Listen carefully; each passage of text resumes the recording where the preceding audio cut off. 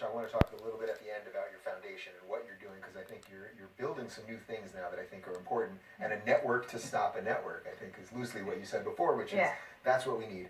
But I do want to spend a couple minutes talking about female genital mutilation, because we've mentioned it. I read your piece about it, and you described the 5 types, and it's horrific. The only reason I want to talk about it is because reading it, and even the way you wrote it, I think after the 3rd type, you said this is getting hard to read. It was hard to read from the beginning, but you said something to that effect.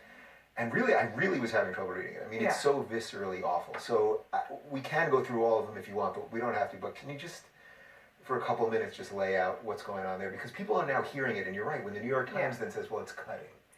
And you know, last night you described some of the other... and some academics say this has been going on for a long time, and it must have some kind of value that we as Westerners don't understand, so we should just let it be.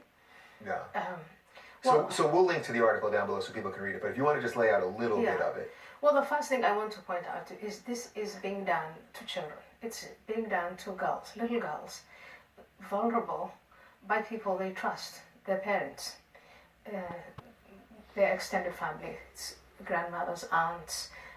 A lot of women are involved in keeping this practice in place.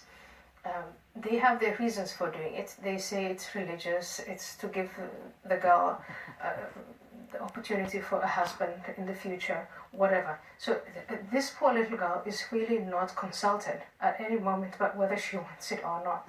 It's harmful. And in some cases it's so harmful and debilitating, it leads to paralysis, it leads to death, children bleed to death.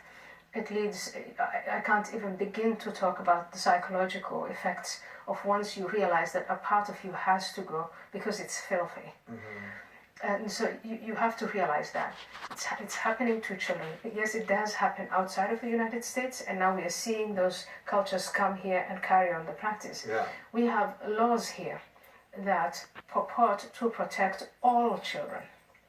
And what you're doing by accepting this practice or turning a blind eye to it is that you're saying the United States laws that protect all girls and women do not protect these few. Girls from Egypt, from Sudan, whose parents are from Egypt and Sudan, and Saudi Arabia and India or Pakistan, any of these countries where it's commonplace to cut the genitals of girls, to mutilate and to close them, the law does not protect them. So you're quite literally saying we have laws except for the people who need those laws the most. I mean, it's the height of absurdity, actually. It's the height of absurdity. Again, you go back to the bigotry. It's turning everything. If you are not a racist and you really mean it, then you should open up these laws to little girls from these cultures. With forced marriages, with honor killings, it's the same thing. If you believe that the law should protect all women to own their own bodies and to make their own choices, then the same laws should protect these girls. The girls who come to the AHA Foundation at the age of 16, 17, I'm being forced to marry. If I disagree, I'm going to be killed by my father. We can't get law enforcement to help out. We give, we teach, we train, we've created training manuals, we talk to service providers and all that. But one thing that I really think needs to become, and this is our aspiration, the aspiration of the AHA Foundation, is to make every American aware of the fact that these practices, child marriage, forced marriage, female genital mutilation, honor violence and honor killings are happening right here. And these vulnerable women are excluded. They're excluded from the laws that protect us all. So then I think as a perfect ending, so your foundation, you've changed around a few things. You guys are growing. I know you're doing a partnership with Faisal. For people that want to get involved. Because I do think we're getting some wins here. This type of stuff is starting to resonate. How can they get involved? I mean, of course, people can give money and help get voices out and help find some people that are in closed societies and things like that. But what else can people do? Volunteer work.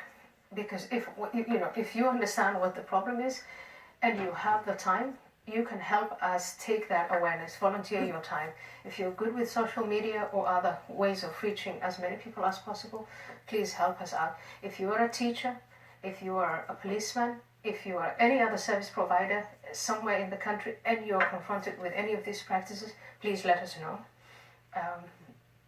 We are an activist group, and again, we want to shine the light on these terrible practices against women, but we also want to work with all other groups that are targeted by Sharia. We want to work with the gay community, we want to work with the Jewish communities, we want to work with the Christian communities. Nobody really in the United States, very few people, very few groups talk about what is done to Christians in the Middle East, these blasphemy laws, etc., and how this whole thing is finding its way into traditionally Christian countries. Yeah, I mean, there's almost no Christians left in the Middle East. They've been eradicated, and even the ones that are left, and it's not just the Middle East. Think about the blasphemy laws in Pakistan. Think about what happens to Christians in Malaysia and Indonesia. None of this is really discussed in the way it should be. It should be headline news every single day, I believe, until it stops. We should be pressuring our government to tie economic, political, diplomatic, to use all of these tools as a pressure method to stop these persecutions. The mainstream media is not reporting. Once in a while you see a report here or there, but it's not a campaign. It doesn't look like it's being taken up. And I think we should, make all of this I'm someone who's really benefited from globalization. I'm an immigrant who is really grateful to have been allowed here in the Netherlands and to have come out of this. And I think my duty, as with other successful immigrants, is to make sure that we shine a light on these atrocities. Yeah, well, I know it truly is about being an individual because you've inspired hundreds, if not, I'm sure thousands of people, including me, that got me to have a little bravery to do what I do, and that's all we need. So it's been a pleasure. I could talk to you all day, but I know you have many more things to do today. So I thank you for coming in, and for you guys that do want to get involved, check out Ayaan's foundation. It's ahafoundation.org.